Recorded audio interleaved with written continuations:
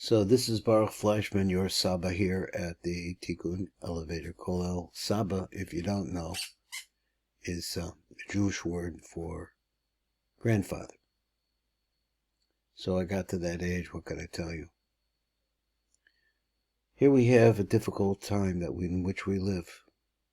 And one of the reasons why I study astrology, and we have had a series from the great Yaakov Cronenberg, really explaining the differences between Jewish astrology and astrology in general, bringing us tremendous details about that, is one thing we learn is that the following the sun, the pattern of the sun. The time of Hanukkah is the time of the darkest time of the year. And our idea here is that there is a light there anyway. Even though it's dark, there's light in the darkness. It's our job to publicize that light, to try to bring it out, because we need that light. So over here, when we're learning in the morning, we're learning the Kavanos of the bracha of brachas of Hanukkah. We see this all different kinds of light within the brachas themselves. Here we're looking at the life and the life that our king had to live to become our king. He's the most lovable, most beautiful guy. He sings beautifully, and everyone likes him. But he is, unfortunately, second in line to be king, from a different family altogether, from Saul. And so we have to see what's going to happen here as we read on our story. Chapter 27, and David said to himself, "Now I shall perish one day in the hand of Saul. There is nothing better for me than I shall escape to the land of the Philistines, and the land of the Philistines is Gaza. And Saul will despair of me. I'll be lost of it, to seek me any more in all the border of Israel, and I shall escape from his hand." And David arose, and he and the 600 men who were with him crossed over to Achish, the son of Moch, the king of Gat. Apparently this is all these different places are in Gaza. And David dwelt with Achish in Gat. Now, and understand he has 600 men with him. So how do they get fed? I really don't know.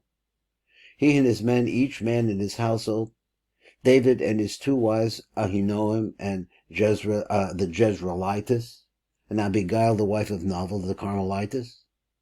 And it was told to Saul that David had fled to Gat, and he did not continue to search for him. And David said to Achish, "If now I have found favor in your eyes, let them give me a place in one of the country towns, and I shall dwell there. For why should your servant dwell in the royal city with you?" And Achish gave him Ziklag on that day. Therefore Ziklag has belonged to the kings of Judah until this day. Now all of these different places I can't locate right now. And the number of days which David dwelt in the field of the Philistines was some days and 4 nights. So we don't know how many days. Apparently the text is not available. And David and his men would go up and raid the Gershonites and the Gizrites and the Amalekites. For those tribes were the inhabitants of the land who were of old as you go to Shur, even to the land of Egypt. And David would smite the inhabitants of the land and leave neither man nor woman alive. Wow. So now we're getting an idea of how he survived. And he would take sheep and cattle and donkeys and camels and clothing and return and come to Achish. And Achish would say, "Where did you raid today?"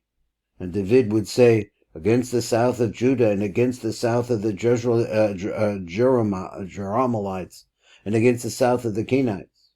And David would leave alive neither man nor woman to bring to God, saying, "Let they tell us about it, saying, and so has David done, and so is his manner, all the days which he has dwelt in the field of the Philistines."